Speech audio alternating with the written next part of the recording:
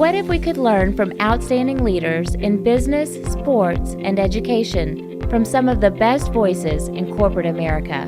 Lighting the Path is a series of interviews with industry leaders whose stories highlight strategies that build purpose-driven cultures, engage and retain top talent, develop drivers that create high-performance teams, and connect people to the vision of your company. Join us to hear from game-changing, talented leaders whose paths make a difference at work and at home.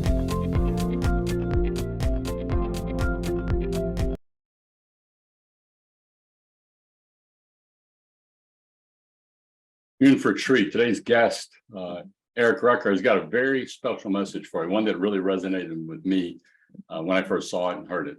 And the reason why is that he's got a message that has to do with, you see over his shoulder, it's Win the Now. It's a book that's been released recently. And there's never been a more important time for us to be focusing on the present, not being ashamed of the past or worrying about the future. Is how do you live in the now? Because that's really where productivity and excellence comes from. So everybody, welcome, Eric. Mike, thanks so much for having me. I'm excited to be here. Yeah, well, we need to kind of put a little bit of framework around this before we get started, because people need to know a little bit about your journey. Because here you are, I'm talking to somebody who has a lot of different labels. It's I am a closet athlete. I haven't driven a triathlon, let alone participated in one. And you've done triathlons in the past. You help shepherd people by being a coach. Of course, you're a speaker where you come and have the ability to deliver a message. You're an author. We've talked about that also, but you have a really unique sort of platform where you started from, which is, you in your profession, your earlier profession, you always had a captive audience who had no choice but to listen to you. Because you still are to this day have a dental practice, right? I do. Yeah, I do. Yeah, I love that. So you cover a lot of territories. But how did you go from having, being a dentist, and which of course requires a heart for service, to really be passionate about helping people increase their productivity and achieve the goals they have in life?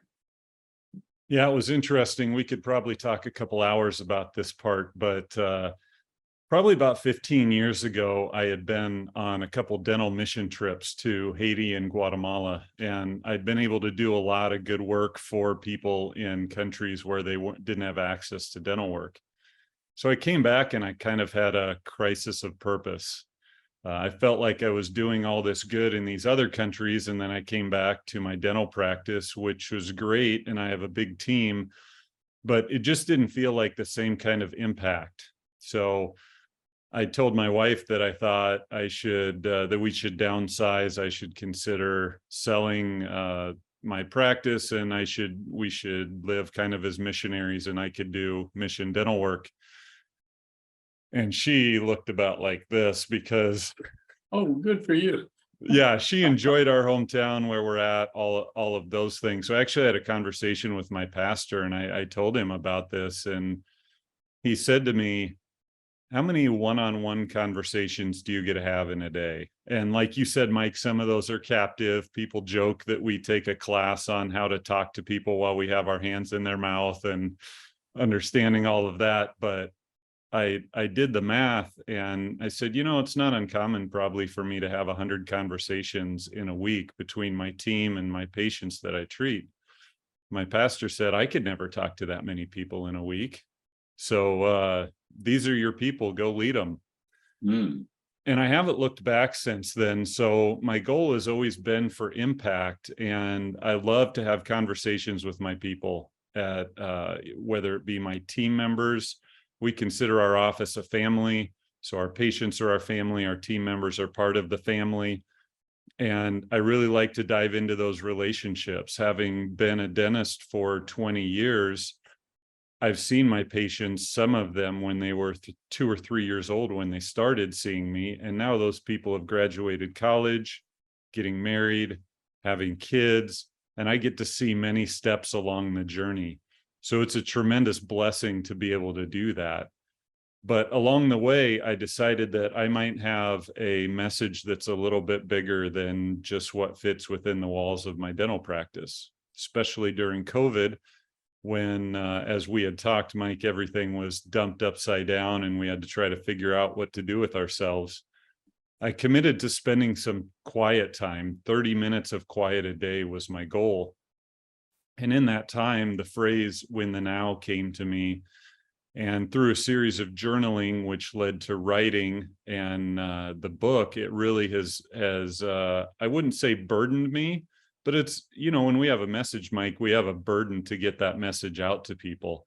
And so that's where I'd say I'm at. I want to be able to help people shorten the distance from where they are to where they want to go. So that's kind of my goal. Yeah, I love that, because somebody asked me one day, so why do you speak? Why do you do keynotes and workshops and why'd you write the book? And they always ask that. And my answer comes real quickly, because I had no choice.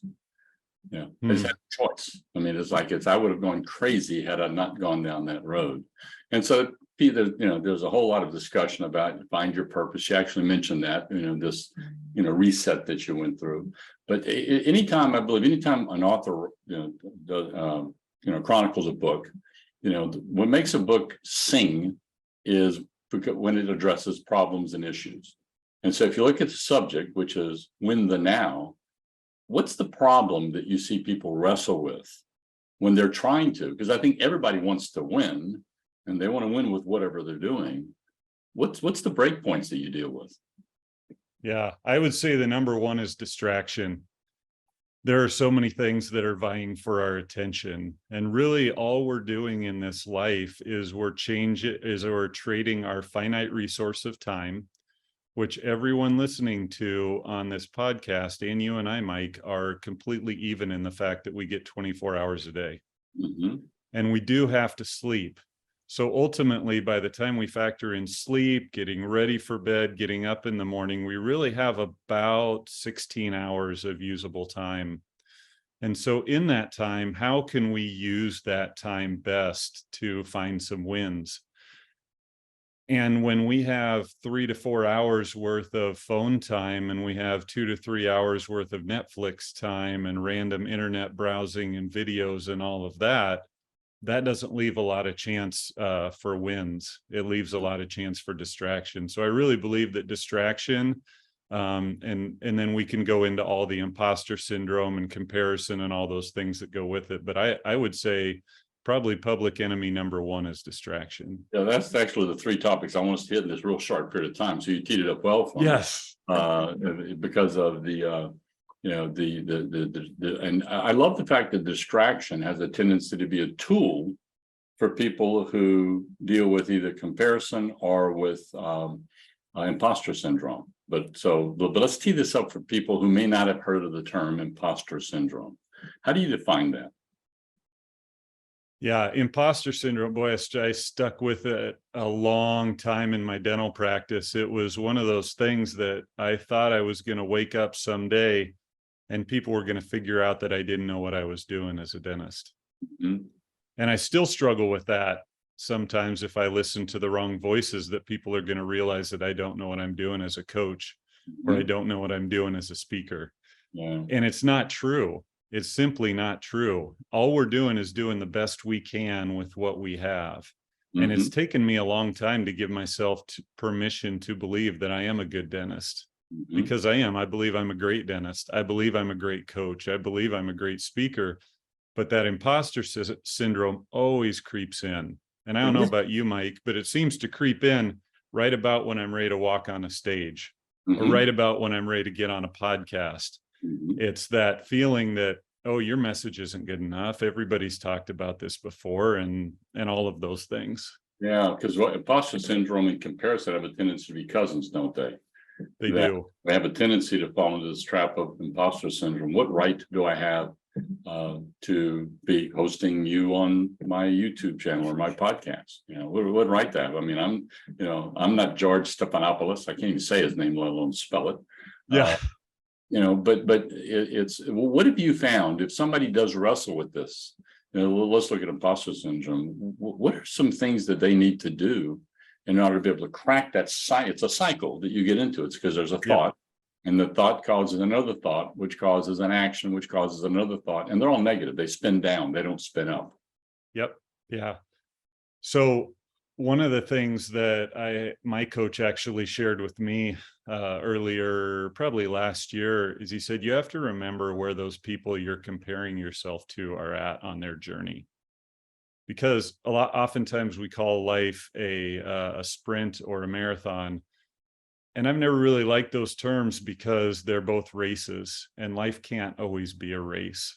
Really, I believe life is more of a journey, more of an epic quest, so to speak. And so you have to understand where other people are at on their journey. So it's not right for me to compare myself with like a John Gordon or a John Acuff, who has been doing their thing for about 20 years. They've grown an audience. It would be not fair to myself to try to compare my abilities with their abilities, who have been doing this for a really long time. Mm-hmm. So you have to understand where you're at on your journey, and you have to also understand what you're trying to do. If that's your goal, to be like one of those people, instead of just saying, I'm not there, what are the small but significant steps that you're doing to try to get there? What is one thing you're doing today to take a step in the right direction? Because if we do try to improve 1% each day, it doesn't seem like much, but with the math over a year, that's getting 37 times better over a year. If we take a step every single day. It's crazy math, but it is math, and it is true. So if we're always looking at where somebody else is, we have to understand that their journey is different than ours, and there's a good chance they started on it a long time before we did. Yeah, there's a flip side of that, isn't there? Because I just got back from the National Speakers Association annual conference, 1,300 speakers in one room at one time. Everywhere from keynotes to trainers to coaches, but world-class people. I mean, big deal. And 50th anniversary, and they give out it's called the Council of Peers Excellence Award, and they've only given out 200 or something like that in the 50 years, and only 90 are still alive. I mean, so it's rarefied air. Yeah, I had a chance to watch somebody walk across the stage who's only been speaking 11 years, 12 years, less than I have. I mean, but she's older than 12 years old. I'm talking about professionally speaking, I should say. yeah. And the reason why I know is because she actually came to my office and I mentored her. And here she is in a 12-year run, and she's walking on there. And I'm blessed because instead of feeling any sense of modicum of jealousy on my part, I was able to celebrate her. But it's been hard for me over the course of the last, as I watched her turn the rocket ship to become a global speaker, literally a global brand in the space of social media and generational issues, global brand with some of the Fortune 50 companies, watching this rocket ship take off. And mine wasn't going in that direction. That's where comparison comes in, right? So yes. Comparison can be somebody who's behind in what are they doing, but it's the challenge we have. What I'm hearing you say, because of where are you in the journey, I'm hearing you try to get me to look at the fact that comparison is good as long as I'm just comparing myself to me. Where was I? Where was I? Where am I now? So what steps, you use this word steps a couple of times now. What steps have I taken? Where have I moved the ball? That's my slogan back here. Where have I moved the ball? And yes. I'm able to look at that and be able to say today, what step do I take? What step do I take? Is there something in the coaching that you do that you learned to help people really, crack that comparison cycle? Is there something they can specifically do right now, since we're talking about? Yeah, absolutely. If one of the biggest things is just defining what success looks like for you in each season of your life, because success looked different for me when I graduated from dental school right away than it does right now. I had different things I was working to, and I think a lot of people are working on an outdated definition of success. What do you mean outdated? So for me, when I started right when I got out of school, my definition of success was paying my bills, being a father to my youngest son. My other son had not been born yet. Trying to get established in the community, doing some of those kind of things. That was what success looked like then for me. Now success, because I've branched into some other things, success looks like more of an impact. I don't have some of those liabilities and bills that I had at that point.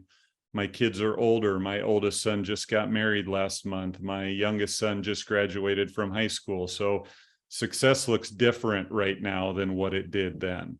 Mm-hmm. So, and then really helping people say, what does success look like for you right now? Because I think that can break us out of the comparison as well, because then we're more focused on becoming a better version of us than becoming someone else. Yeah, I love this reflective process you talk about. It's important, literally on a daily basis, making sure that you've got a really hard definition of what is success. And one of the topics that one of the keynote speakers was talking about, which really, spoke to me, is the definition of success is never based upon result, because all result it's an accumulation of steps being taken. So the challenge that he threw out was, why not create your definition of success today on the effort that you put out, right? And measure your effort. And that's that 1% you talk about, 2% shift or change. If you I was talking to somebody yesterday, and if you go out and you talk to 5 people a day, that's 25 a week. That's 100, that's 1,200 conversations. How much will your business change with 1,200 conversations? It's going to. It has no choice to, because that's 1,200 opportunities for you to either anchor a relationship or start one of those two things. I love this concept. Absolutely. I love this concept of measuring the now to stay present. Thanks for joining us today on Lighting the Path, Strategies for Tomorrow's Leaders. If anything in this podcast speaks to you, if I've challenged you, or if you want to spend time digging into this subject a little deeper, or if you disagree with me, reach out. My contact information is on our website, lightingthepath.net, or email me at mike@mikelejeune.com. Also, look for me on LinkedIn. I'd love to connect our networks. Keep lighting the path for those who choose to follow you. It's more than a responsibility. It's an honor.